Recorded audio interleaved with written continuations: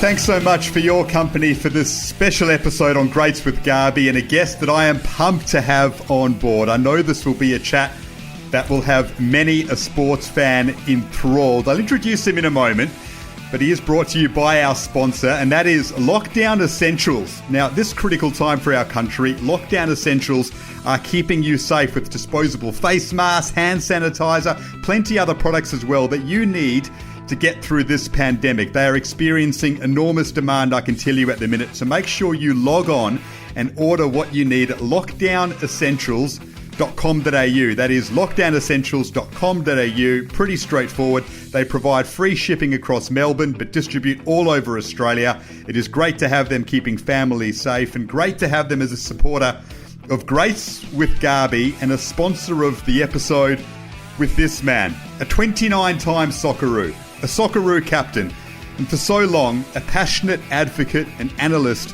on the game of football in this country through his work on SBS, of course. He is Craig Foster, and I'm delighted to say that he is with me now. Fozzie, great to have you on board. Yeah, nice to talk to you, Garby. First of all, let me say, Lockdown Essentials, I'm going to be in touch with them, so you better put me in touch. I need some free masks, I need some free gloves for our volunteering place over here at Addison. So I'm delighted that they're on board.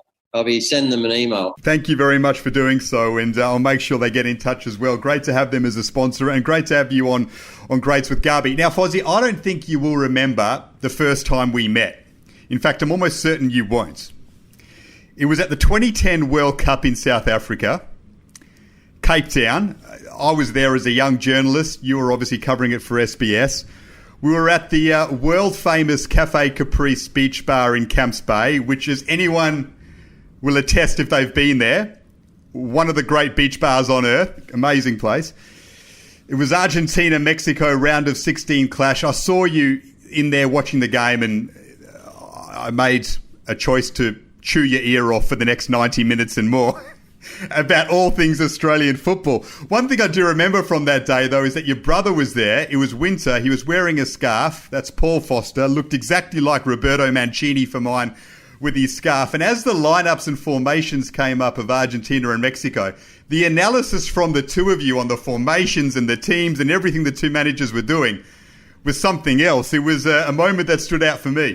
Yeah, look, I do remember that moment, and it was a beautiful place. I remember that cafe and the bar around that area well because, you know, we were there with Les as well. And so we had a stadium in Cape Town and, that Greenpoint Stadium. We had a studio on top of the stadium, and we would go almost every lunch across there, the Camps Bay, and we'd sit out and he'd have his vinos and he'd have a couple of fags, and we would just talk football. And those World Cup times were just very, very special, like a dream really, because we'd be there almost 6 weeks.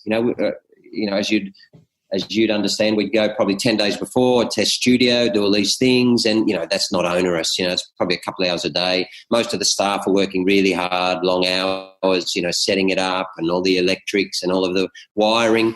And we'd kind of stroll in and just test the mics for 20 minutes, and off we'd go, for a week before. And of course, that's when the teams are arriving. That's when the excitement's building. It's just very, very special time. So I remember that area really fondly. It was amazing. The last thing you needed after all of that was me asking you 1,000,001 questions about Australian football, but I thoroughly enjoyed it, and that afternoon had a big impact on me. And here we are, almost 10 years to the day, talking again about your life and times and all things Australian football, no doubt. So it's great to have those two correlate. Fozzie, it's not long since you decided to leave SBS, to leave that world that you just spoke about, and go for a new venture and a new journey. Why? Why the call now? Why have you come to this decision? It's just time. Life changes and we all grow and evolve. And, it's been a wonderful 18 years at SBS, and in some respects I'll never leave the place. Because I believed in not just the mission of football, but also the mission of multiculturalism. So it was really the perfect home in a number of ways. Of course, it was a place that had a long history of believing deeply, not just in the game, but what the game could do for Australia. And, that was where Johnny came from, and that's what really resonated with me. It was never just about our love of the game or just wanting to sit on air and talk about football, as special as that is. they always used to use the word evangelise the game. That's the word Les really loved. And they believed in it very strongly, and so did I. But also this concept of what football could do for the country, this sense of inclusion and diversity and multiculturalism that in football we naturally live and we believe in very deeply. So, that was a wonderful period. But at the same time, in recent years, my interests have also broadened out. Funnily enough, it's all more or less through football, and football's provided me with a world view and with a platform to help other people. And I guess over the last 18 years, a lot of organisations and people have come to me, being on air at SBS, and minority communities and those who are, feeling marginalised, and have asked for support. And so over, I think the progression of life as an athlete often is, whether you're going to broadcasting or not, is to kind of be playing and then work and then helping social programs through ambassadorship, so you'll see that very often with high-profile athletes. Secondly is to kind of get it a bit more embedded in the programs and start to work in them. Thirdly is to, become a director and start to have some influence. And fourthly, then you ultimately recognise that you have to make more substantive change in society to change these issues. So you have to go to policy change, you have to work in the political space, and the more that I've been working there in recent years, whether that's in refugees or Indigenous rights or climate or all of these social issues I feel strongly about, I'm spending increasing amount of time there and feeling increasingly passionate about making social change both in Australia and around the world, in part through sport, but also sometimes outside of sport. And therefore those interests mean that, I can't spend as much time at SBS as I once did. And of course, within that context, Garby, the rights at SBS have also diminished, so we just don't have as much football as we used to have. And therefore, the opportunities there in future to do World Cups and to do other major football events, with the network, of course, and with my great friend Lucy. But in the interim, there's many more challenges to face. You're inspiring people while you set on this new journey, and the work that you're doing in human rights and with disadvantaged groups in society. It's been wonderful to see. So the first time since 1988, you'll have no formal public link to the game, although there'll be a very strong informal link, of course. That will never dissipate. But we all saw the two worlds that you just spoke about collide through your work with Hakim Al Arabi, which was just unbelievable and grabbed the attention of the entire nation. The Bahraini national, the former footballer, detained in Thailand. How proud are you of the work you did there, the relationship that you've got with Hakim? Where's that at now? And was that the catalyst to say, all right, now I need to take this and make it full time?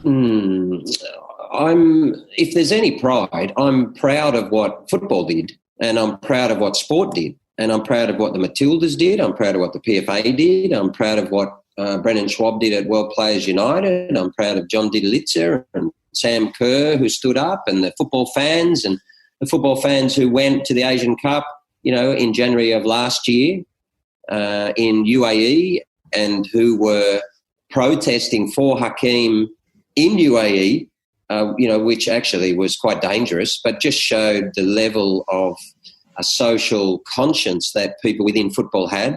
And I'm proud that all of sport in Australia, almost all of it, but a very large section, and Australia generally, was capable of stepping forward and helping this kid. That's what I'm proud of. My role was just one of many. And there was a huge team working behind the scenes, and that's the reality of life. Is there's often, it's like TV, okay? It's like your job used to do on Fox, okay? And that is, so you know better as well as me, that what we do on air comes after hundreds and thousands of hours of work of people behind the scenes who are putting all of that together. And okay, we have to do our own research, and there's some acumen and there's experience and expertise that you have to bring on air. But people behind the scenes are working incredibly hard. So and that's what I learned as a player, and it's rung true in every aspect of my professional or social life. That is, it's all about team. It's all about all of the people who are working hard to get to some outcome. we're the ones who sit on air and in many respects take the plaudits, or, the opposite can also be the case. But we love it. And Hakeem's case, Save Hakeem was very much like that. It was a period I just look back on as one of just incredible intensity. And those 77 days was, an amazing time, because we had a purpose that is actually quite rare in life, and that was the beauty of SBS. At SBS, we could go in there every day, and the entire team in the whole sports department, back in the day, we'd go and sit in Les, with Les in his office and just talk about football for 5 hours. You're talking about a whole team who had, there was a purpose. That purpose was to sell the game to Australia. It's very different to just working broadly on sport, or just, being a presenter on television. And I did plenty of sports news on World News Australia as well, and that was very different.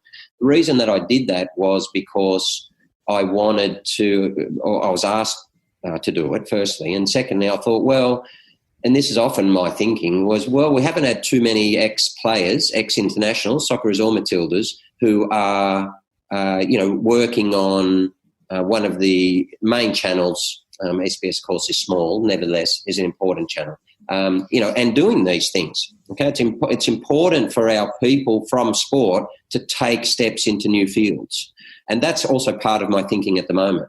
And that is that we haven't had too many former internationals really driving hard on human rights and on social issues within Australia. We've had some people from other games, not many, but we certainly haven't had people from football. And I happen to believe that in order for Australia, I genuinely believe that Australia needs football. I genuinely believe that they need our multicultural nature. And in order to get there, we need everyone within football to be striking out into important social stratas and into positions, of influence and authority. And so that's also part of the thinking. I've done what I did at SBS. There's now opportunities to speak to Australia in a different way. And that's always not just as Craig Foster. That's as Craig Foster, ex-Socceroo and ex-SBS. It's that whole package. That's the part that I'm kind of proud of, is that we come out of this game and we're able to go and, and do these things. People from other sports often say to me, well, why is it, in part because of SBS at 18 years, which is about multiculturalism, right? But when they say, well, in our sports, we're not so attuned to cultural competency and, the way you guys, you're talking about the Muslim community and you're talking about the South Sudanese and, the Africans and South Americans and I just say to them, the reality is that's football. Yep. Because that's our community, that's our family. And so, people in football perhaps don't reflect on it that much, but it's actually a real gift because it puts us in a position where we are genuinely advocates of equality. We are genuinely advocates of for minorities and of racial equality. And all these things are very, very natural to us. It's not as though we have to come to them. What's happened in my life is it's just evolved to a point where I have an opportunity, I have numerous platforms to just bring that to life and to talk to Australia about it. So, that's so Hakeem was just one part of that. It was an important part of that transition because you can't help but be changed by something like that. For all of us, it's a challenge to strike out into new areas, and all of us have to, take those steps at times. And as I said in the book about it, Fighting for Hakeem, that was not without some reticence and even fear, because that was about trying to run this global campaign. You never quite know what's going to happen. And then to go to Bangkok and all those things. And looking back on it, it's just one of those transition moments in your life where you take a really big new step, as you've done here. Okay, and there's many football and sport, but football journalists in the country now are having to transition into something else, either through choice or otherwise. Doesn't matter. It's just an inflection point at which you get to choose, and you reflect, and say, okay, I've come through all that and now I've got this range of new skills and this is who I am now. I'm not the same person as 10 years ago. I have changed, and if you haven't, well, you've got problems. You have to change. And so what does that mean now? How can I make the greatest impact? So I used to think, how can I make the greatest impact? So 20 years ago, I was trying to make the greatest impact in football, for Australia, not just for the game. It was never for the game. And so let's get this football sorted out, and then let's sell this to Australia, and let's get Australia in a better place through this. And now I'm trying to make the greatest impact with football, but more broadly in other ways, and also not just in Australia, also around the world. The passion that you speak about in Australian football and the need for it to all come together certainly did on one night in 2005. That famous night against Uruguay and the World Cup drought was over. And I wanted to link this question to your relationship with Les Murray and Johnny Warren, who tragically passed away just before that moment. And amid all the euphoria of John Eloise's penalty, no one listens at the time because we're all just screaming. But later on, we hear it back, and you mention Johnny Warren's name, and you can hear the passion in your voice. What were you thinking in that exact moment? And just take us through your emotions of that night, because we all love reliving it. Well, the emotions were too great. They were just too great. They overwhelmed me, and I just couldn't deal with it. That's the reality. All right, and that obviously came through on the commentary. Right. I really couldn't handle it. And Les knew that was building. So I probably in the week before, I was a bit of a mess. And because, that was only 05, it was only 97, wasn't that long before, it didn't feel very long before to me anyway as a player. It felt like just the day before that, we'd failed against Iran. And of course, a number of that team still in that squad come out of that game. So it was still an era where many of them were my actual teammates. So I was in touch with them. I knew what was going on, and I felt that tension, similar to 97, but perhaps worse. Because when you're not on the field, you have no control in it. I always found that really difficult as a player. That is, when you're emotionally involved, but you can play no part in the outcome. You're just helpless. And that the tension of that was always far, far worse, because as a player, you learn you can't play as an international unless you've learned to deal with the natural nerves of playing professional sport. So every successful sports person learns techniques, or for some is innate, or whatever the case is. They obviously get to the point where they're able to shut it out in their own way and then be able to perform. Whereas on air, there's no way of shutting it out because you can't pull the boots on. You can't go through a pre-match routine. And that is always the most difficult part for me. When Australia's playing in a big game, Italy was the same. The nerves in that game were just too much. They're just too much. And I would always say to Les, this is what Australia needs. We go back to that point before, when Kathy Freeman ran in, her famous gold medal winning race in the 2000 Olympics, all of Australia were on the edge of the seat, and that was wonderful. But we can only imagine the level of tension when the Matildas make a World Cup final. Okay? And we can only imagine the tension when the Socceroos make a World Cup final. And we know that because of when we were in the round of 16 against Italy, that was just something extraordinary. In fact, when we went out, got that penalty against us and went out, and then we tried to make some sense of it on air, and we were both in tears, Les and I. Yeah. As soon as it was over and the cameras went off, I remember turning to him and saying, well, you know what, we were always going to go out somehow, and if we're going to go out, this is not a bad way to do it, because in every great football country has a tale of tragedy, and we had 97, and there, and if you're going to go out, you don't want to go out limply. You want to go out with a good story about how you were robbed, right? But I said to him, but it's true, because what we were always interested in, we wanted to tie Australia to the game through emotion. Yeah. Okay? We wanted to, well, in many ways, actually, we wanted to tie them to the game intellectually. We wanted to get them interested. We wanted to take them deeper into the tactics, deeper into the culture, deeper into the history. That's what it was about. It was trying to tap into different emotions of as many Australians as possible and tie them to the game with a rope, right? And as we always say, once we get you in, we don't let you out because there's just too big a world in here, right? Right. You know, so and Italy was like that. The Uruguay game was very much like that. It was, this is a moment which could potentially catapult this game and always the country to a different place. And if we get there, this is going to be something special.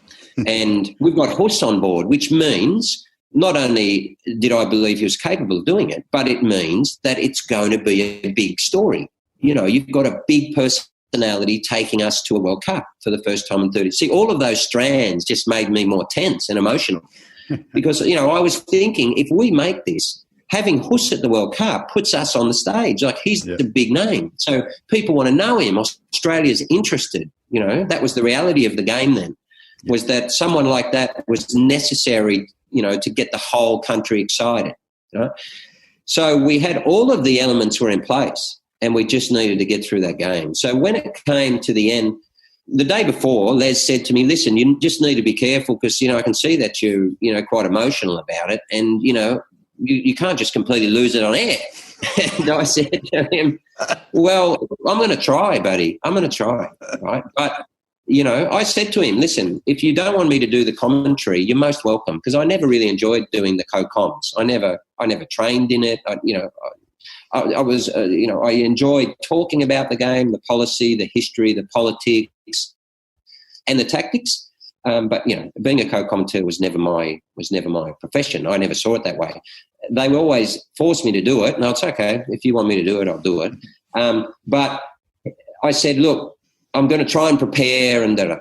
But the reality was I was so nervous. I never prepared for the fact that we might get through because I also didn't want to jinx it. It was like a typical footballer. So when we came to that moment, Simon Hill, being a consummate professional, as you know, he'd prepared, of course, the opening to the game, you know, and all of these things, not just his stats, but as you know, a commentator will read an opening intro. They need to start well and they need to finish well. Yeah. So he, of course, had the three, you know, all of the scenarios mapped, ready to talk about it. If we got through, well, it's a marvellous moment for Australia or whatever it was he said. I don't listen to it again. But, and, of course, I had nothing. You know, I was just screaming like a complete idiot. So poor old Simon. And I remember I was crying because all the people in the commentator booth were crying. Like, everyone was physically in tears. And I remember just looking at them all, you know, and I'm looking at them and everyone, because these are our friends. We've been there. I've been there some years by that time. And Simon's trying to read his script into the microphone.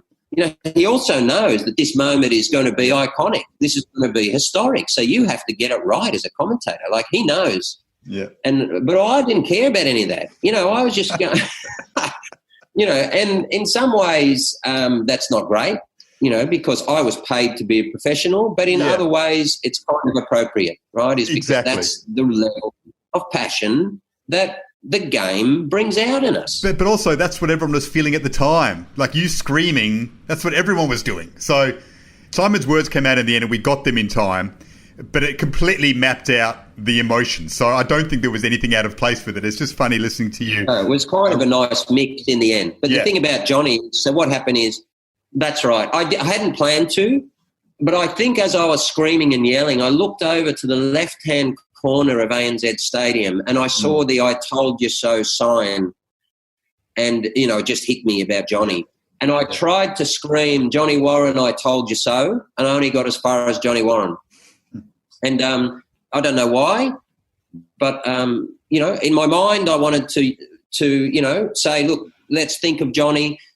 But in that moment, look, today I'm pleased that I got his name in. It doesn't make any sense whatsoever having inserted it in there, but it actually was appropriate that he played, you know, at least he's mentioned in that moment. Yeah, well, of course it was. And I think people loved your passion in co-commentary, and I think you did a wonderful job as an analyst. I think you were without peer across Australian sport as an analyst, and it was in the studio that you had a big impact as well, and especially after Socceroos games, be they successful or not, your post-mortem was must-watch television. And The Germany game stands out, and Pim Verbeek, we've celebrated him recently. It's tragic that we've lost him, but obviously in that moment the performance wasn't good enough, and you targeted Pim straight up, and you said that he should resign or that he should be sacked after that job. The emotions came forward, and it was a powerful message. How do you reflect on that one now? Well, we all grow older and evolve. And, if I had the same moment today, I'd probably say the same thing, but in a different way. Yeah, that's just the reality. That's life. But the reason I always had a reason for doing what I did. I could lose emotion, like when we got through past Uruguay. But other times I was always reflecting on, and I was trying to think, what does the game need at this point? That's how I did the job. And what happened then was I knew what had been happening in the build-up to the game, and often, being close to the team and a former player and all those things, we're privy to a lot of things that we either don't want to or we can't say on air. And, I knew that there was already some issues. And further to that, the most important thing, in my view, was always that Australia was going to approach the game in a certain way. And why was that important? It was for two reasons. Number one is because I believed that it was going to give us the best opportunity to be successful. And secondly, I believed then, and I still believe today, that it is what is going to sell the game to Australia. And this concept of, Australia going against any opponent and, if you like, taking backwards steps and was something that I think actually is damaging to the game in the Australian sporting landscape. So often at those times it wasn't just about football. I was actually thinking about Australia. And because the ultimate objective for us was not just to enjoy the game and be successful in the game, it was for the game to be successful. And those games were huge moments for Australian football within the Australian cultural context. And unfortunately, I knew at that moment that the way we'd approach that game meant that the audience, the number of Australians who were going to return for the second game, was going to be severely diminished. And that actually is just the reality. And so I didn't agree with it. The other thing about those types of moments is my view back then, and it certainly hasn't changed, is that Australia needs to become comfortable with having debates and arguments about football. And we weren't back then. We weren't. And so my approach was to say, look, we have to be able to have strong views, which are not personal. In fact, I had a good relationship with Pim, and his assistant, and we spoke at an airport only several days after that. In fact, when Pim got here, I had a really great chat with him. When I said to him, listen, that at times I may not agree with you because I've seen your football there. I know what's happening, blah, blah, blah. But you need to understand that it's got nothing to do with you, And he said, yeah, I perfectly understand that. I said to him, one of the things, but the main thing I like about the Dutch football culture is that you guys are able to have really robust discussions around tactics, team selection, coaches, everyone. And it's very much accepted. That's one part I really like about their football culture. And I told him that. I said, so you're coming from a country, this is actually the discussion I had with him. I said, you're coming from a country where having really robust football discussions is commonplace. And you are one of the best countries in the world. Okay, you've got only 19 million people and you're here. Our country's not like that, Pim. Okay, in our country, if we say something against a coach, people think that it's something personal. If we say something about an administrator, they think we're attacking the game. I told him that. And I said, look, it has to change. Okay, and part of my role is to try and change that. Okay, so where you've come from, you understand it. And so you understand where I'm coming from. And he said, I understand it perfectly. In fact, I caught up with him on a number of occasions. So, he certainly would have understood where I was coming from. And what I was saying was, as much to the game, was to Australia, that this is actually not the approach that Australian football should be taking. Yeah. So that discussion, I think, still continues today. The game is still not in a place for many reasons. One reason is because so many journos are leaving the game. But another reason is because the game has worked very hard to shut down debate. And we're still in a place where, if I was to be critical of something that James Johnson is doing, okay, which I have a responsibility as a former player, people would think that I'm attacking him. Yeah. And, I never understood it, but I think we need to move past that. A really good example, for instance, is the Matildas in the France World Cup. Yeah. And, my relationship with Ante Milicic is very good, as it is with all former players. And Ante understood that I'm going to question the way that he's setting up the defensive platform, and I'm perfectly willing to say that I disagree with it. I think perhaps this should happen, and it's got nothing to do with him. It's got nothing to do with him. It's got nothing to do with him, his family, his wife, his kids, his house, his school. It's ridiculous. Yeah. So that's a really important thing, for Australian football to get beyond. And the example I was going to use was when Heather Garriock was critical of, how she thought that the Matildas were playing. And I thought that was really important that we have a legendary Matilda who is capable of actually holding the team as a group accountable and the direction of women's football accountable and the Matildas coach accountable. And the point is, you don't have to agree with her. Yeah. The point is, she actually has a responsibility to do that. So Australian football has this kind of cognitive dissonance often, because when things aren't, or if there's issues where the governing body or others aren't being held accountable, often they'll come to me. And in fact, many coaches came to me over many years and said, why aren't you saying this, that, and that? So when it's in people's favour, they really want us to be strong advocates. And you know this as well as me. Yeah? Oh, yeah. So there's this real hypocrisy in the game that's quite extraordinary. So they'll say, oh, listen, just let you know, this is happening over here and da-da-da. So if I was going to be critical of someone that was going to open the job for someone else, they'd be absolutely delighted for me to do that. Okay? But then when they're in a role, they don't want it to happen. Yeah. And it's the same with administrators and everyone, right?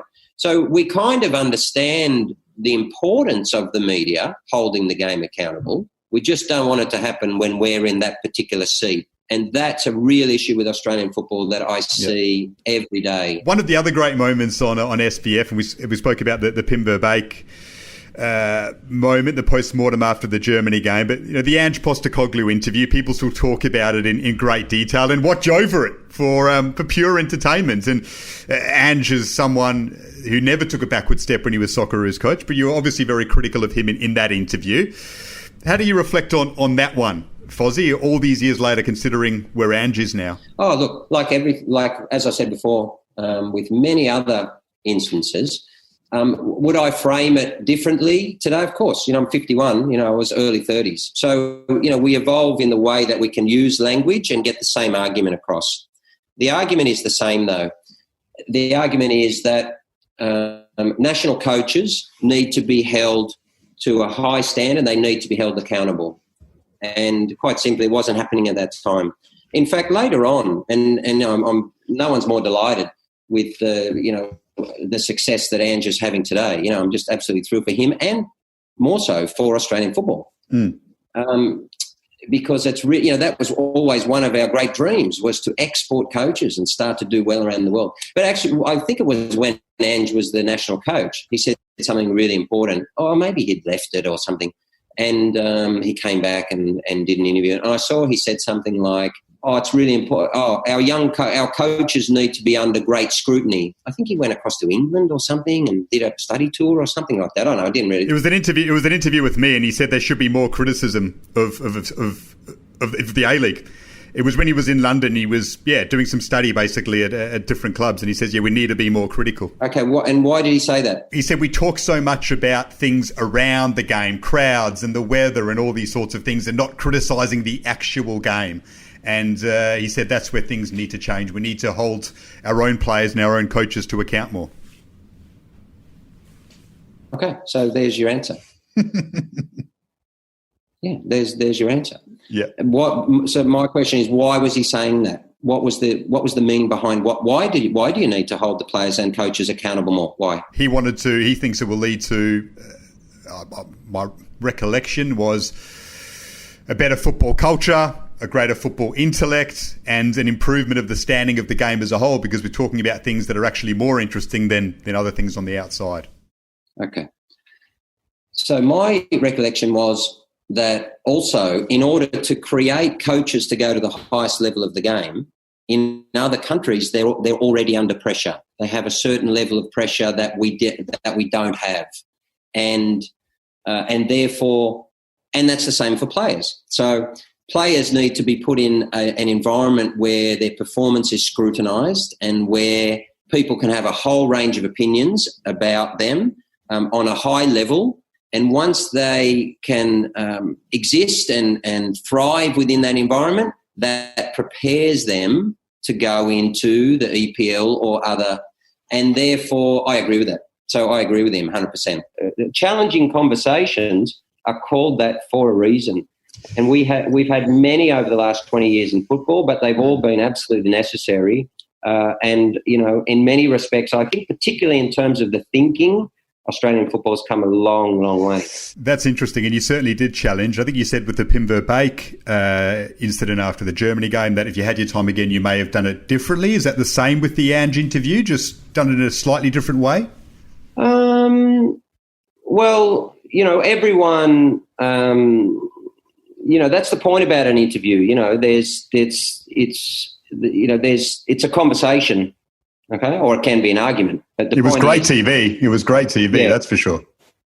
So look, Ange and I both participated in that, right? And so it's live. It's two people with strong views, and it's two people with views who at that time are not necessarily aligned or are coming at it from different angles. That's the nature of the game, and. It's actually really important to have those discussions. They can be had in many ways, and often that's that can't be planned. But it's incredibly important that football actually continues to have those discussions. So let me put it this way: I would like to think that in future we have a media in Australia who are prepared to ask those questions. And I'd like to think that we have coaches who are prepared to be asked those questions. Okay? And that's not always the case, Daniel. We have a media that many people don't want to sit and actually ask national coaches those questions. And I've asked every national coach those questions. And we actually have many coaches who don't want to be asked. Okay? So, my reflection on it is that you had someone prepared to ask and you had someone prepared to front up and answer. And the result is the result. In the end, I think the result has been incredibly beneficial for the game in many respects, because what it's about is that essence of actually having that discussion. Yeah, I trust you're enjoying this episode of Greats with Garby with Craig Foster. He is fantastic, and he's going to be speaking about his playing career in just a moment. You do not get Craig Foster opening up on all the ups and downs of his playing career too often. I warn you, listen out to all of this. It is absolutely fantastic. In the meantime, though, a thank you to our sponsor. That is Lockdown Essentials for this episode at this critical time for our country. LockdownEssentials.com.au are keeping you safe with disposable face masks, hand sanitizer, and plenty other products that you need to get through this pandemic. They are experiencing incredible demand at the moment, so make sure you log on and order what you need at lockdownessentials.com.au. That is lockdownessentials, one word, .com.au. They provide free shipping across Melbourne, but they distribute all over Australia. It's great to have them keeping families safe and great to have them on board as a supporter of Greats with Garby. Let's get back to Fozzie. I want to talk about your playing career, Foz, because a lot of people don't know about it in great detail if they didn't grow up in that era. But you were a fantastic footballer and a crucial part of the Socceroos at a time when a lot more could have been achieved. But take us back to the beginning, because you come from a town called Lismore, which is, I looked up, 9 hours by car from Sydney. How does a boy from Lismore, from what I understand, without coming from a strong football family, go on to have the career that you had? It sounds like an incredible tale, and I dare say you owe a lot to your parents. Look, that's true. But let's put it in, appropriate context. I wasn't, a Paul Ocon, I wasn't a Harry Kewell, I wasn't a Timmy Cahill, I wasn't a Mark Viduka. And I'm the first to recognise that. In fact, I kind of love that, and it's why I love the players so much, it's why I respected playing for the country so much, because I recognised that I was playing with a bunch of guys who are incredibly gifted and talented. Look, I was a talented young player, and I went to the first Junior World Cup under 16s, and Trimmers, Paul Tremboli, is just a wonderful guy, a great personality within Australian football, a real gentleman, was in that team, and I ended up out of that World Cup where we made the quarterfinal. It was in China in 1985. It was the first under 16 World Cup ever. Of course, subsequently became under 17, and I ended up making the team of that tournament. So we don't have the vision from then, but I must have, played okay.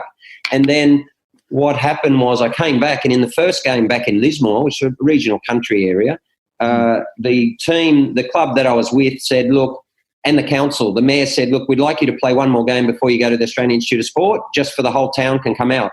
I was 15. And I said, okay, I'm happy to do that. I had a scholarship at the AES waiting. And what happened is I went into that game. I was playing first division against the men, and I copped a really bad tackle, destroyed my right knee.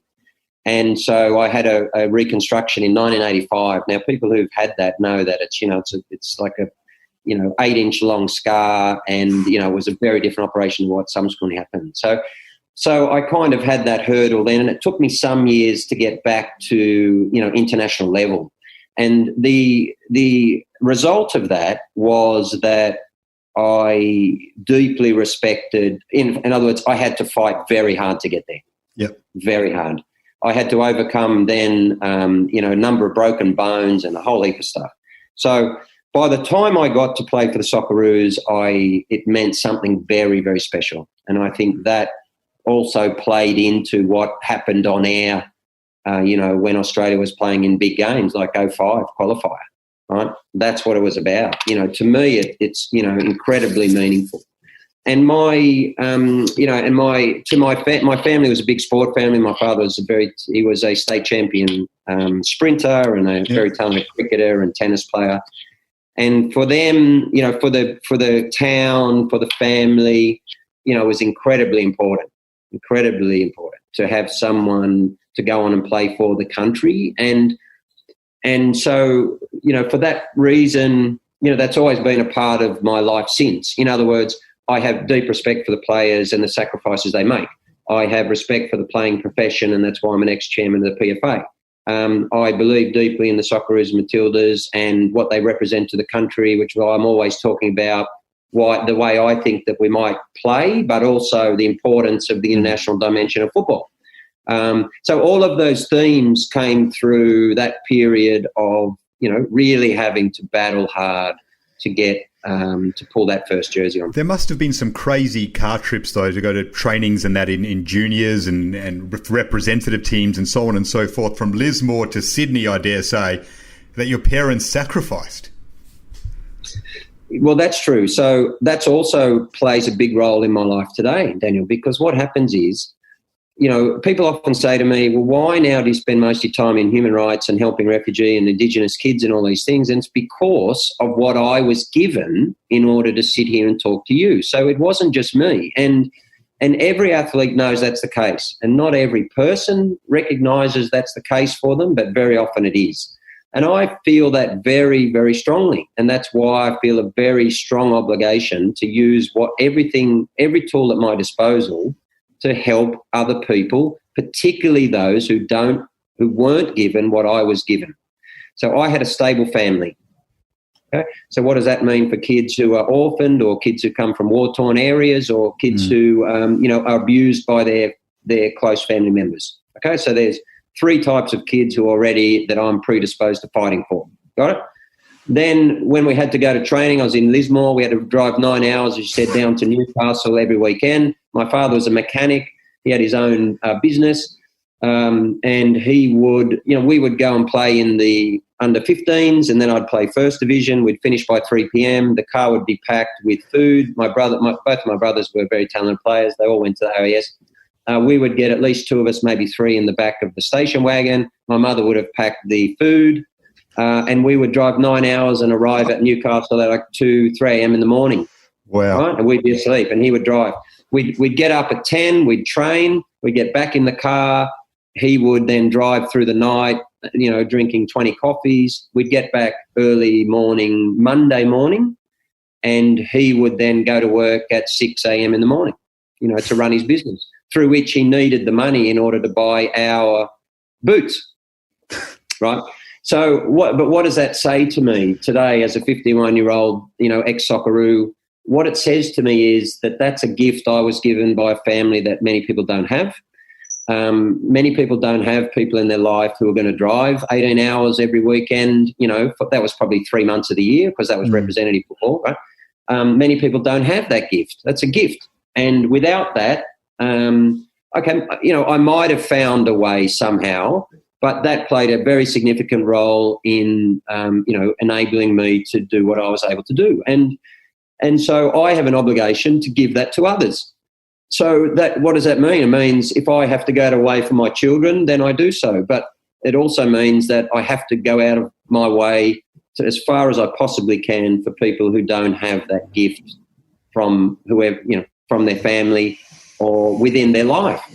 And that's just a sense of gratitude and responsibility. They're the 2 words that I really feel strongly about. And so all of those stories just inform the way I view the world today and how it is that I want to live my life. It's a remarkable tale.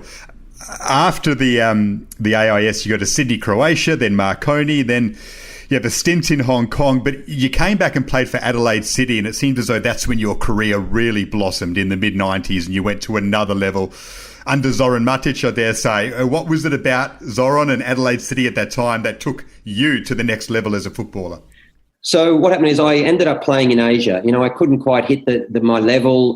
I was still trying to come back and work it out for whatever reason. I ended up in Asia. I played in, because a lot of players were going across to Asia at that time, because don't forget the NSL was only 6 months of the year. So I, as a young player, I hadn't hit a level to go to Europe yet, which, probably at 15 I was, bound to do. I mean, after that World Cup, I was invited by Bayern Munich. I was invited by Glasgow Rangers. I was invited by a Swiss club.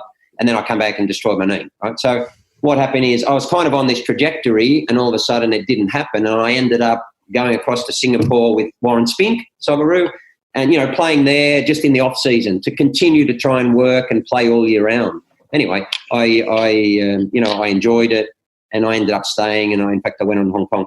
And what happened was another really important moment and a lesson, because I was in Hong Kong, we were being successful, and, there was a lot of, there was, relatively speaking, very lucrative for players there at that time in Southeast Asian football. And I decided, that I wanted to play for Australia, and that I was prepared to do whatever it took to achieve that end. And that was all that was important to me. And everyone in my life, well, most people, said, look, you'd be mad to go back because there's no guarantee, and here you can set yourself up for life financially and all of these things, which is natural, even people who love you. Yep. And that's perfectly good advice. But I decided that wasn't meaningful to me, and that's kind of been the way that I've run my life in every respect. When I was on air at SBS, I was never, ever concerned about keeping the job. In fact, multiple chairmen of and CEOs of FFA, wrote to the chairs of SBS and tried to have me removed. And I would say, well, if you want to remove me, you're perfectly welcome. But I'm here to do the job in a way that I think is appropriate for the game, not for me. And that's not about popularity. It's about football. Yeah. And that was skirting a very fine line sometimes. But that's because the economic, the contract, the position was never about popularity and it was never about money, or you wouldn't be at SBS. It was about belief in a mission. And the mission when I was a player was to play for Australia, and hopefully then, to go abroad. But it was only to play for Australia. I wanted that one jersey. I did not want to retire and say, well, I didn't put everything on the line for it. So I came back to Australia, and what I decided was, well, where am I going to go? Zoran remembered me, but I think I just called up Zoran Matic. I didn't know him. And I said, listen, you guys were the champions last year in 94. And this is coming into 95, and, I'm coming back from Asia. And he said, I remember who you are. You're at Sydney, Croatia, whatever. And I said, yeah, listen, so I want to come play for you. And he said, well, we don't really have any spots. I said, well, don't worry, I'll just come down and train. And what I decided was if I can play and succeed with the current champions, and they had like 7 or 8 internationals or something like that in the, that was Tony Vidmar, Damien Murray, Alex Tobin, Robbie Zabika ended up being Jason Petkovic. So they had at least 5 or 6 or 7 internationals. So it was half the Socceroos, Milan Ivanovic. So I decided if I can play in that team, I can play for the Socceroos. And so I went down. I had some bad injury problems again, and the club kind of said, look, we think that you're not ever going to be fit. And I said, and Zoran again said, listen, we can't afford your constant injuries and so on. I said, well, don't even worry. Just pay me whatever you said you can. I'm coming back for season 2. That's how bad it was. And thankfully to Zoran's, why I love him, he said, okay, I'll tell the board that you come there. And that season, first season I've been injured. Second season, I'm pretty sure I earned something like $8,000. And I lived in a house owned by the club. And we became very close friends. Johnny Gibson, Jason Petkovic. And I lived with kids, and I was 24, nearly 25, but, they were kind of late teens. So that was the extent of it. That was the level at which I was prepared to go in order to play for Australia. Wow. Okay, and during that entire period, everyone was back in Hong Kong and Singapore having a great time, saying you're an idiot, you got to come back here. So it was really interesting because everyone has those moments in their life. That's the point. The point is and this is what COVID-19's done. It's made everyone have that moment. Everyone looks in the mirror and goes, well, you know what? Yeah. Geez, I was working 24 hours a day and now I'm just reflecting on my life. Is that really what I want? What is it? Yep. What mark do I want to leave? Or, how do I want to spend every precious moment of my life? And it's my choice, and others shouldn't make that choice for me. And more people around the world are doing that today. I did that in 94 when I said that's just not going to work for me, and I don't care if I don't earn money. What I need to do is I need to achieve what I truly seek, and that's to play for Australia. So I broke my foot 3 times. It was a disaster. And then in the end, I was so eager that the club said, listen, you better go away and come back next season because you just keep training on it. You can't rehabilitate properly. You're too keen. So I went away, come back, and then in the off season, I prepared myself physically to the level of international. By the time I came back, I was so fit I could play 180 minutes. And the work and the pain and the waiting all came together in the first half of the season. So, in other words, the difficulties pile up and up and up and up and up. And then if you still persevere and get through it, in the end, it's very quick. The success comes very quick. That's why people say, quick success is years in the making.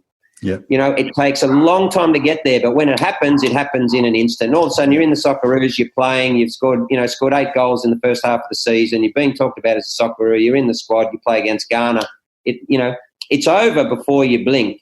But the work and the pain to get there, takes many, many years. Fantastic. And not long after that, Terry Venables steps into the Socceroos coaching ranks, and there's an acceleration in the the development of the team. The ultimate goal's not achieved, of course, and we'll get on to Iran 97 in a moment. But a team full of talented players, similar to what happened with Hiddink in '05, clicks, and you can see the quality all coming together. I know you had a special relationship with Venables. What was it about him that made him a great coach? Well, yeah, look, I mean, I liked him, but, all the players liked him, but it's not like I spent much time with him. I think the relationship was simply that he knew that I understood his football. Okay, so, and every coach understands that you need a number of players who are like, I guess, quasi-captains, or at least, they're aligned with your football and they understand what's necessary on the pitch. Okay? And I got his football immediately. So you asked about Zoran. Zoran's football was very structured. It was systematic. And I got that immediately. I understood it. I understood where everyone needed to be. And so I got the whole picture very quickly, and it made perfect sense to me. And it's very much aligned with, my thinking on the game, which later I would take on air in terms of my analysis. So the teams that I excelled in were the ones where there was very clear style of play, very clear system of play, and I knew what was happening, well ahead of time, right? And I could direct my teammates according to whatever was happening in the game. So, and that's why you were talking about when we were just watching a game in South Africa at Camps Back. Yeah. That's the way I saw the game as a player. That is, like a tactics board. I could see what was happening. I could see what we were supposed to be doing. And then, coaches like Zoran and Terry would then obviously identify, okay, this guy, is able to do what is necessary for this group. So that's why I, if you like, excelled under that football, because right from the first session, and I also loved it, right from the first session, Terry had brought, I asked him later, I said, listen, that wasn't your football at QPR, right? You did not learn this football in England, okay? Because the football that he had has now been improved and evolved, but essentially is the football of Guardiola that he's brought to Manchester City. It's the same theory. It's just different movements and at a higher level. What the first session with Terry was, a number of boxes, everyone in the boxes, everyone starts moving in between boxes. No two people can be in the same box at the same time. You've got rotations of players, So this football was there in 97. And I asked him, where did you get this from? And he said, I found it at Barcelona. Okay? Yep. And I said, well, how did you go to Barcelona as the coach and then just work it out? And he said, well, what I did is I walked in and I said to the assistants, listen, you guys just take the sessions and I'll watch for a while because I want to assess the players. But in actual fact, what he was doing is he's trying to work the football out. He was trying to work the methods out because, this wasn't in England at that time. Yeah. So if you put that story in context with when I came back on air, for example, that's what I'd been through. That's what I was talking about in terms of the progression of Australian coaching. I had seen what was here. I knew exactly what was happening here. I'd been under the best system, the AES. I knew all the rest of them. And I'd been under this and I understood the difference between them. Yeah. And that's what informed, the whole period of saying, okay, listen, we need to analyse on air and we need to, talk about a different level of methodology. We need to look at systems of play. We need to talk about rotations of players, with all that stuff. I'd experienced all that already in 97 as a player. So, that all of those experiences are important as a devotee or as an analyst or, whatever it is. That is very much my view in the game. So, for instance, later then when I saw Guardiola's Barcelona, and everyone, of course, knew that, I loved it, right? Yeah. Is because I saw the same football. I saw the same elements. I saw the same syncopation. I saw the same synchronization. I saw the same, methodology. And my view was and is that, that's part of the secret, to moving forward. That's also why I enjoyed Bielsa, and I talked about Bielsa as an Australian coach. And now I'm delighted to see he's doing well with Leeds. It's the same stuff. It's the same stuff. It's micro and macro. Yep. Micro techniques, which Barca and others call functional technique. Micro techniques, which fit into a system of play, which is very structured, based on the opponent. Perhaps is a little bit mechanised with Bielsa, but that's essentially the football that we were playing with the Socceroos back in '97, and that's why the players loved it. There was some freedom, but the players all excelled and played wonderful football, because when you're all on this same picture and you've got constant movement. So when you talk about the principles of beautiful football, constant movement, triangulation, these things, that was all there at a basic level. And Venables put that into place with the Socceroos in a very short space of time. Yep. Okay. So once again, this type of thinking informs, my 20 years on air, because, often you'll hear people say, well, it takes several seasons to do this, that, and that. But, so that's not right. I knew that, and many Australian coaches would say that at the time. Okay. And they would say, well, our players are not capable of doing these things. And I would say, well, hang on, we just did that with the 97 group. Yeah. So, these are the discussions that used to happen back then, but our players aren't capable. And I would say, well, hang on a minute. No, that's not right. Because we went from that to that in about 4 or 5 sessions. Yeah. Okay. Wow. So this is about A, methodology, and B, communication, and B, and C, expertise. Yep. So I'll give you another example. Later I bought, so because I was thinking along these lines, later I bought some Barca youth coaches out to Australia, and we coach young kids. And this goes to now the heart of production of players in Australia, which I'm really worried about. And everyone's now trying to reinvent the wheel and be seen as, that they've come up with something new. The reality is there's many great methodologies around the world. And one of the best is, and certainly was in the early parts of 2000, was Barca. I bought their coaches out here. So it's another good example about coaching, okay, that used to happen in the 80s, 90s, and that I was trying to change. And I wasn't the only one, but eventually we were successful in creating a far higher professional standard of methodology and innovation and understanding. So what happened with the Barca coaches, I would see many young kids, 8, 9, 10, 11, 12 in Australia, running around the park, and in my view, they weren't learning anything. But the coaches were saying that they were doing a good job. Okay? So I thought, well, look, I can't fight against this unless I know what the alternative is. So I went to Barca twice, and then I brought the coach here. We took the under-8s, under-10s, under-12s of the Eastern Suburbs Football Association, male young players, and we took them for 7 days. Well, sorry, the coach took them, but, a bunch of us came and watched. Right? And he took us through the methodology. And from day one, and I filmed it. I filmed everything. On day one, so this would be probably, this might be kind of 08, 09 or something. We played the kids, got the kids to play a game, okay? Under-8s, under-10s, under-12s. On day 7, we got them to play the game. And if you saw the difference between day 1 and day 7, you would be nothing short of staggered, okay? The kids' understanding had advanced years. I mean, that's ridiculous to say, but it's truth. When I talk about years, I'm talking about what they would normally get in the Australian context.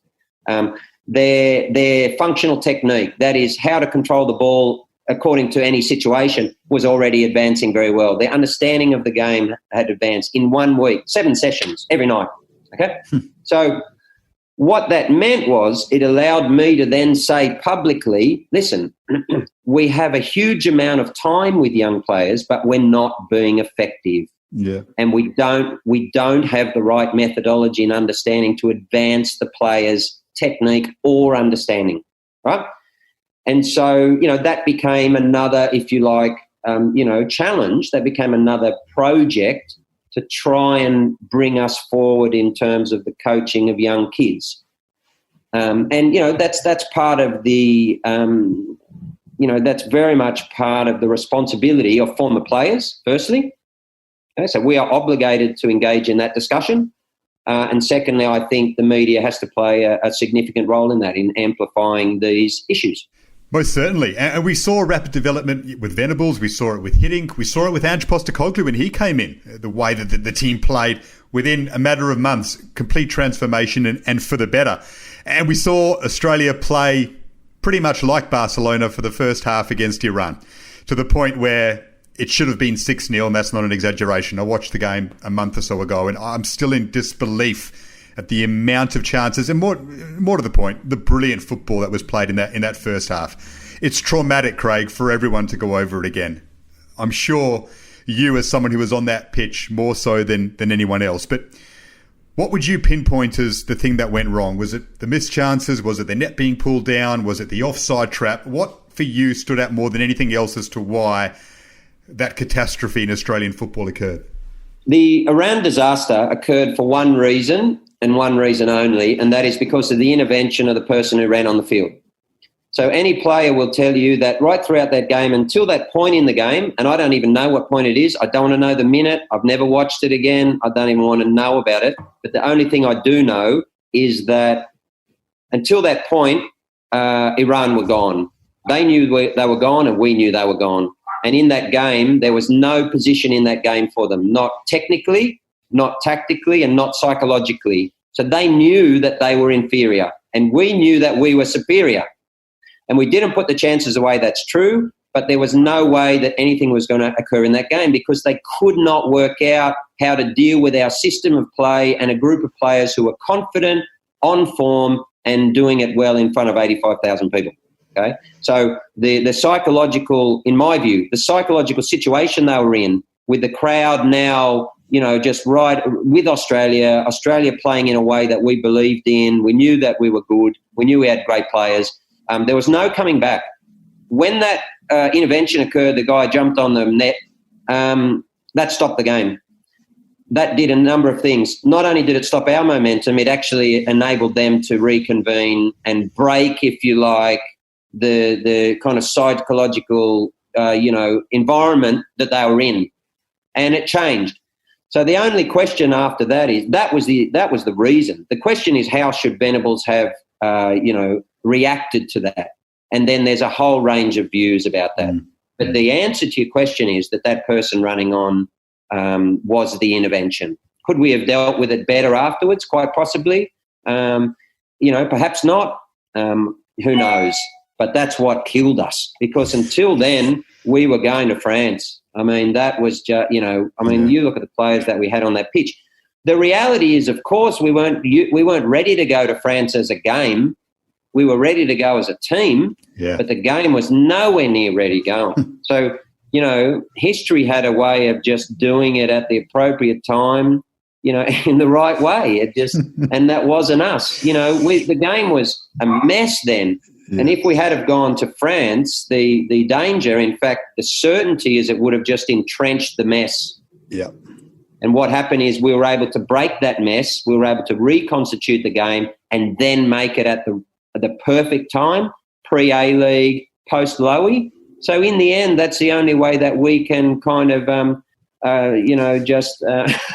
deal with it. I was going to say, it provides little comfort to you and the rest of the guys on that pitch who had your World Cup dream ruined, but that is the solace, I guess, that occurs. But, we've seen many a devastating, in a sporting context, tragic moment on the field. I can't imagine what that would have been like in that dressing room. We've heard people say it was deathly silence and all that. Can you give us some sort of insight into what on earth is going on in that dressing room after that? Well, I'll tell you just a short story a month after, because don't forget that team, people might say rightly, the Confederations Cup is not so important to Brazil and Mexico and so on. Of course, it's not a World Cup. But it's still it was the first time the Confederations Cup occurred, later that year in 97 in Saudi Arabia. And of course, we made the final there. We beat Mexico, beat Uruguay, and performed as that team could. Iran went to France 98 and performed creditably, and as they know and they admit today. I mean, we were a superior group of players, because they had some brilliant players, but they lacked depth.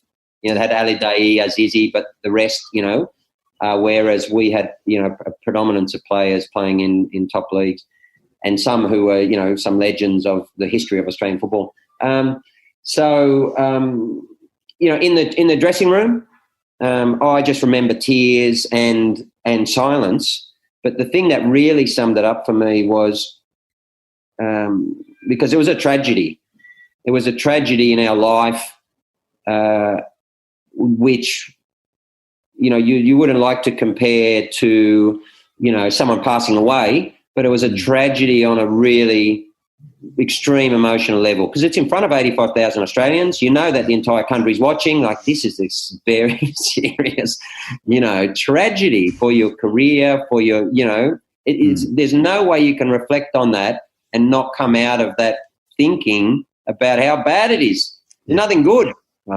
And so it must have been about a month later, I was playing in England then, and we got on the plane to go across to Saudi Arabia and meet the rest of the squad. And I just remember a bunch of us meeting up. I remember Stanley Laz was there from West Ham at the time and some others. And all I remember is during that month, you didn't speak to anyone about it, didn't really speak to family about it. There was no one else who understood. Like, who are you going to talk to it about, right? You've been in there, you've been on that field. No one's going to listen. And so we're very much in our own heads. And then we got back together, and on the flight on the way over to Saudi Arabia, we talked about it. And it was the first time I would have talked about it since that night. And that was emotional. Yeah. That was emotional. And it would, I guess in the field of psychology, they would talk about, this release, this finally dealing with trauma, the stages of trauma. I don't want to over-sensationalize it. I'm just saying, as a sports person in that context, that's very traumatic. It makes complete sense. That discussion then, was it confrontational? Did people point out certain things that it get to a level where you're like, all right, we need to get this all out now. We need to point out things that we've been stewing over for a month, or was it just an emotional release? Just emotional release, because we just needed to deal with it. We just needed to have people around us who'd actually lived through it as well. And, we talked about what had actually happened, of course, but, just more about, oh, man, what a disaster, how you're dealing with it. So it was, cathartic. Yeah. It was cathartic. And the month before would have just been horrible. So, it was difficult. And as you said, the only way we can comfort ourselves, I think, are those who went on later to get through. Yep. Which was wonderful, or the rest of us, I think we just have to say the game wasn't ready. And that's the way you can deal with it. Thankfully, your career still had some levels to go to and some wonderful experiences to be had. Terry Venables takes you to Portsmouth along with John Aloisi, Robbie Ennis, Hamilton Thorpe and Paul Harries. Thorpe and Harries leave. Yourself and Johnny end up having good careers in England for a period. You went to Crystal Palace, and that's when you really played some time in the Championship. What stands out for you more than anything else from your time in the Championship with Crystal Palace? Well, I have good and bad memories, because the bad memories are the fact that, at that time, a lot of the clubs were experiencing the financial difficulties. And, of course, they were all going into administration. Not all, but many of them were. They had that period there of about 10 years when all the clubs were overspending. And the broadcast deals in UK, in England, were escalating rapidly. And so, that caused all of the clubs below to make massive investments that weren't sustainable to try and get there, to get that broadcast money, or to stay in the Premier League, which was the case with Crystal Palace. And both of them had severe financial difficulties. So the best memory from Crystal Palace is just how the players pulled together, how the fans pulled together. I had the opportunity to captain the team at that time for a period, and there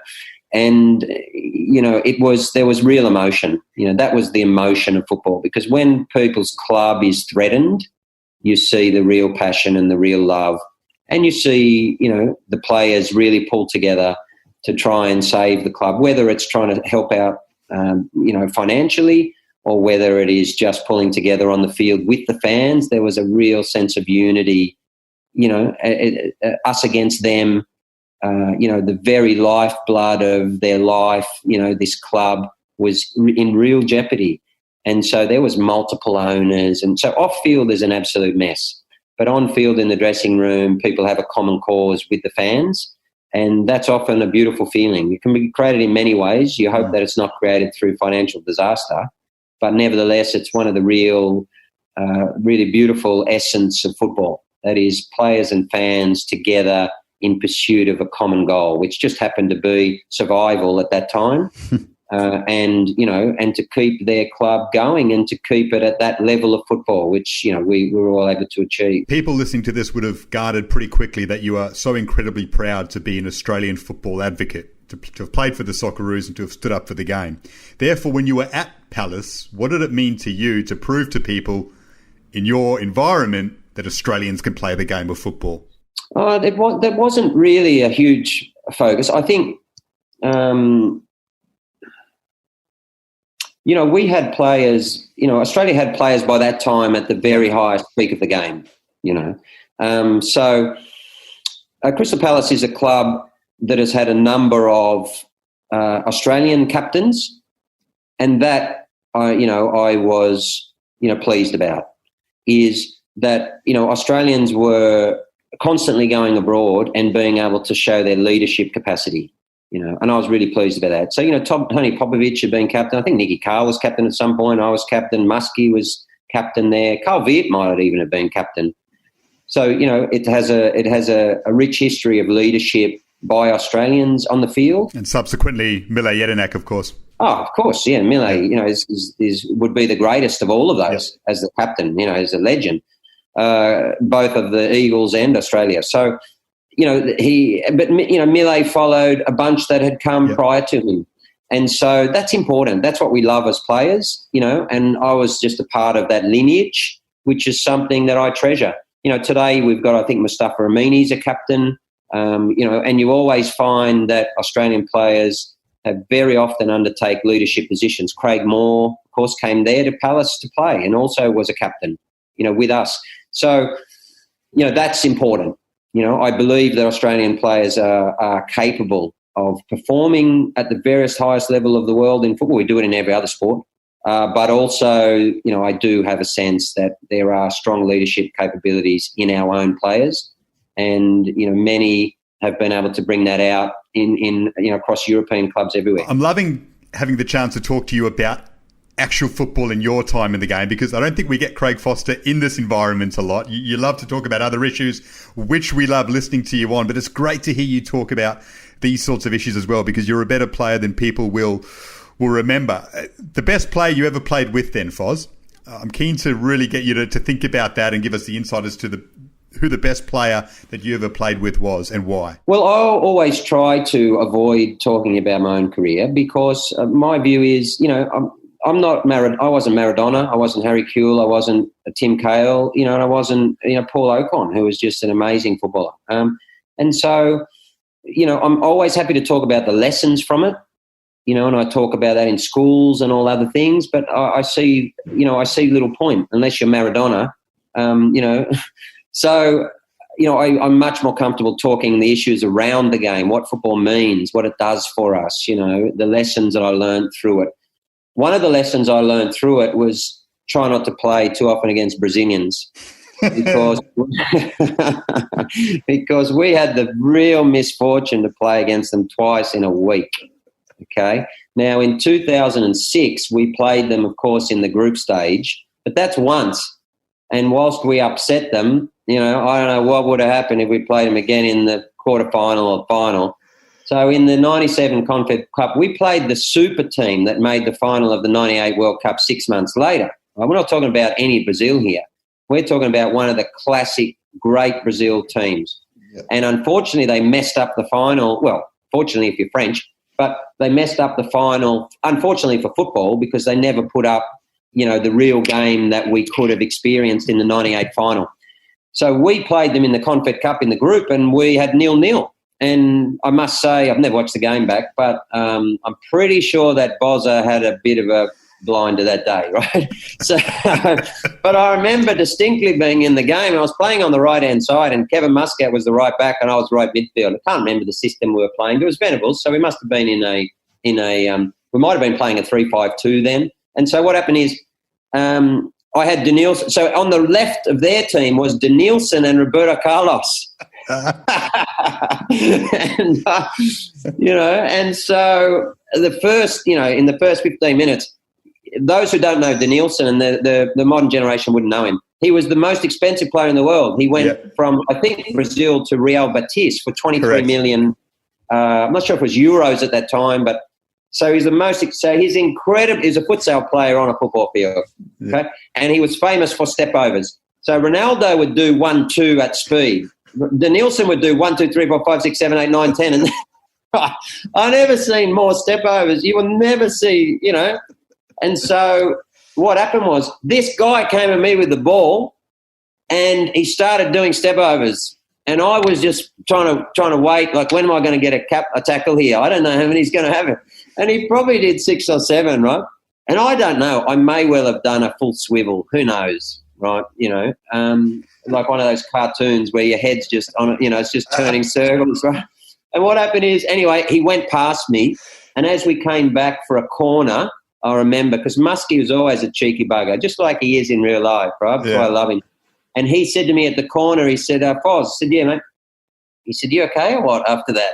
Right? And, of course, I told him where to go, right? I said, listen, you can do this, that, and the other. So what happened is, anyway, about 10 minutes later, Roberto Carlos has gone at Muskie, and he's gone 1, 2, 3. I think he's put the ball through his legs, gone around him, hit it the most perfect cross in, right? And they've just gone over the bar with a header from Ronaldo. And I ran back. It was the fastest sprint I'd made in my career. I was straight in Muskie's face, straight to him. I said, Muskie, you okay, buddy, or what? And the expletives that coming out of his mouth, you could only imagine, right? And we were both laughing. We're just laughing and just said, look, wow. So anyway, we had 0-0. And I always, and again, you talk about on-air post-playing career. What I saw in those, and then we played them in the final, and, of course, Dukes got himself sent off very early in the game, and we probably played 70 minutes or something like that against probably the best team in the world, and certainly the most technically talented. And that was Juninho Pernambucano, or it might have been Paulista. That was the 3 R's: Rivaldo, Ronaldo, and Romario. So, your younger generation of A-League fans and W-League fans probably need to Google them. But just have a look, for God's sake. Seriously. 3 of the greatest players the world's ever seen on the same field, okay, with 2 of the best fullbacks in the history of the game. Cafu right, Roberto Carlos left. Throw in Danielson, just a trick master, right? Dunga in the centre was just the one guy who couldn't play, and you had these 10 unbelievable players around him just having fun against 10 men. So that was a horror show. Anyway, what happened is, even after the 0-0 draw, I remember walking off the field, and one of the smartest guys I've met in football in Australia, and one of the nicest, of course, but a really clever guy. I was at the OAS together with him, is Paul Trimboli. Yep. Okay. Trimmers is a smart guy, okay? And he was on the bench, and we had 0-0, and as we were walking off, I never forget, he walked just up to me. We're very good friends, and he said, Foz, mate, they're playing a different game. And I looked at him, and I this is immediately after the game, and I looked at him and just kind of thought about it, and I said to him, yeah, you're right, actually. That's exactly what they're doing.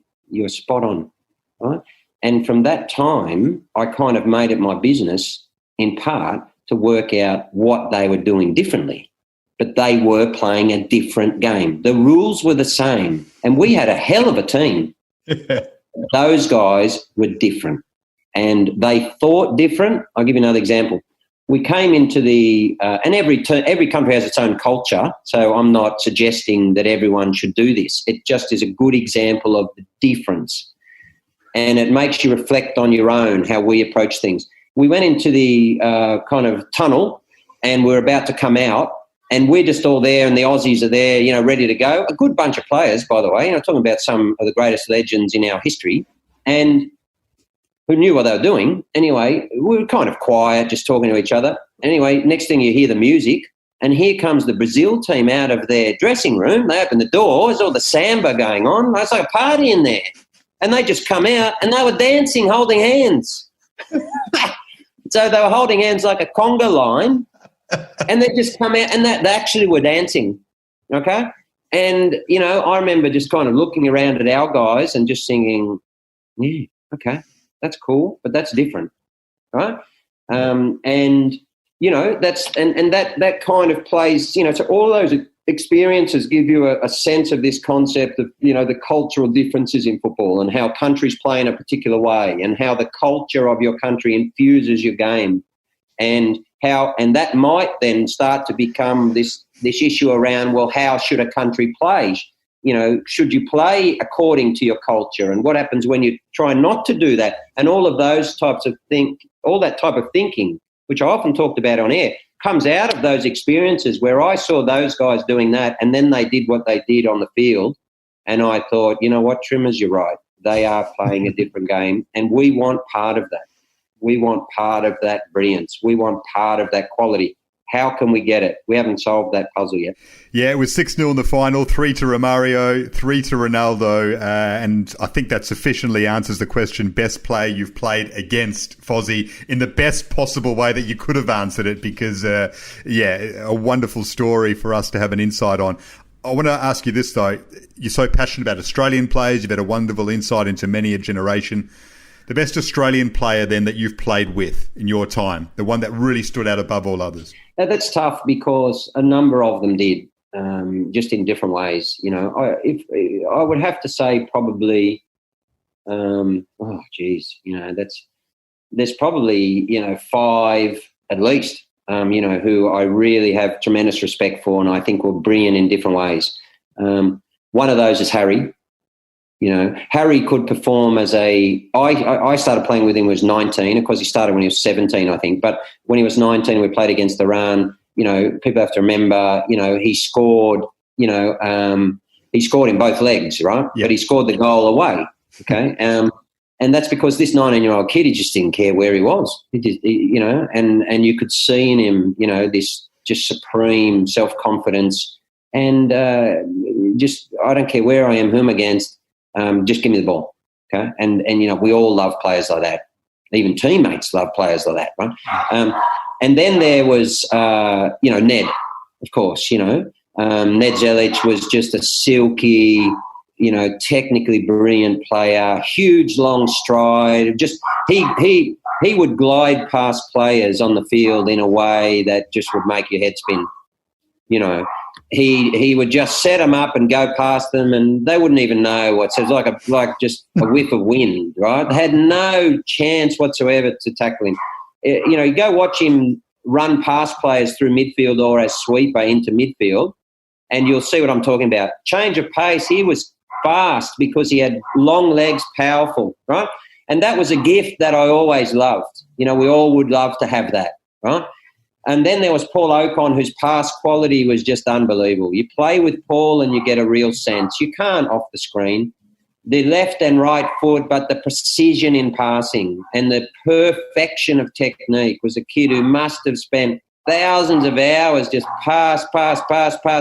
It was just beautiful to watch. I used to watch him in the game, in my team, and just think, wow, that's a beautiful pass. Right? I mean, it was just brilliant. But then, how can you put any of those above Mark Viduka?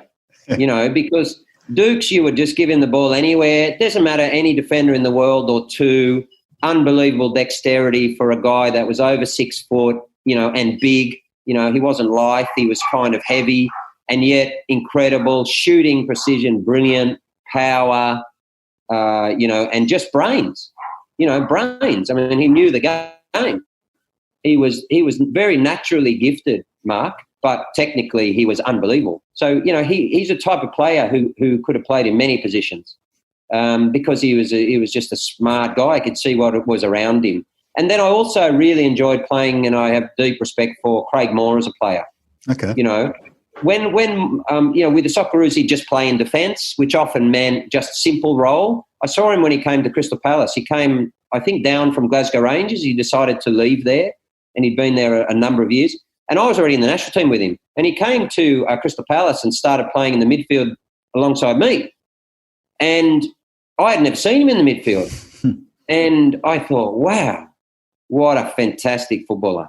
He was just a really accomplished, smart, technically strong, player. And it gave me a new sense of, just how really gifted Craig was. And a lot of people wouldn't have seen that across his career because he was a smart player. He would just do what was necessary. Yeah. He would distribute the ball and his distribution was superb, but he wouldn't try to overdo. That was his mentality. Just do your job and do the thing and get the thing done and let's win the game. Whereas when he got into midfield and you saw him getting out of situations and having to manage the game and manage the team, he was quite brilliant. So there's many. I think the dog concurred with all of your nominations, Foz. As I said, we don't get you on a level like this where you're happy to indulge and go back in time and speak about football from the era in which you played, and it's great to hear. As much as has been wonderful to hear your theories on the game and going through your times at SBS and the wonderful work you're doing now in the human rights movement. You've lived an awesome life and there is so much more to come. It's clear to see. Thank you so much for joining me on this podcast. It's great. It's been a treat for Australian football fans and sporting fans alike because there are so many lessons that we can learn from it and so many great stories that we've enjoyed. So, Craig Foster, thanks so much. Thanks, Garby. It's been my absolute pleasure.